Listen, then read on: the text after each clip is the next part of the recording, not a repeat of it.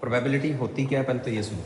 देखो, कोई इवेंट हो रहा है, ठीक है, अब वो इवेंट होगा या नहीं होगा, उसका चांस क्या है, उसका चांस, यही प्रोबेबिलिटी होती है। जैसे मान लो हमारे पास एक कॉइन है, कॉइन पर दो चीज़ें होती हैं, एक तरफ हेड होता है और इसी की दूसरी तरफ क्या होता है, टेल। यही होती हैं दो चीज़ें, ठीक है। एक तरफ हेड है, दूसरी तरफ क्या है, टेल। आपने कॉइन को टॉस किया, ठीक है, कॉइन को टॉस किया, अभी वो कॉइन कहाँ पर है, हवा में ही है, तो किस किस चीज़ के आने की प्रोबेबिलिटी है, या फिर दोनों में से कोई भी आ सकता है। तब टोटल इवेंट्स कितने हैं, एक और एक, दो तो टोटल इवेंट्स।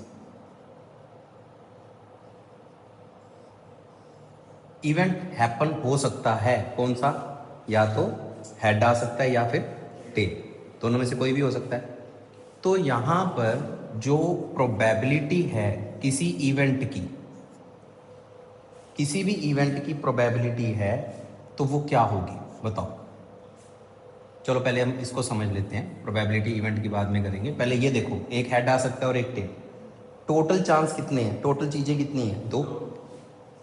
टोटल कितनी चीज़ें हैं, दो। उनमें से हेड कितने हैं, टेल कितना है, नंबर ऑफ हेड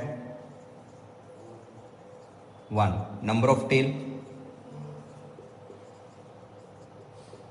अब अगर हमने निकालनी है probability of occurring head, head आ सकता है तो क्या होगा, हेड आने की probability, number of times head, या फिर इवेंट जितने हेड हैं, हेड कितने हैं 1, और टोटल नंबर ऑफ इवेंट्स कितने हैं, तो प्रोबेबिलिटी ऑफ हेड क्या होगी 1/2, दो में से एक होगा। अभी क्लियर हो गया, दो में से एक होगा। बिल्कुल ऐसे ही टेल आने की प्रोबेबिलिटी क्या होगी बताओ, टेल कितने हैं 1, टोटल इवेंट्स कितने हैं 2, तो टेल आने की प्रोबेबिलिटी भी क्या होती है, क्लियर हो गया।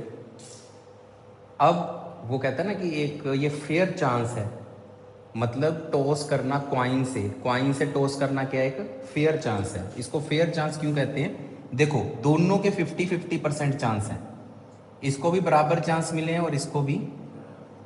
अगर हम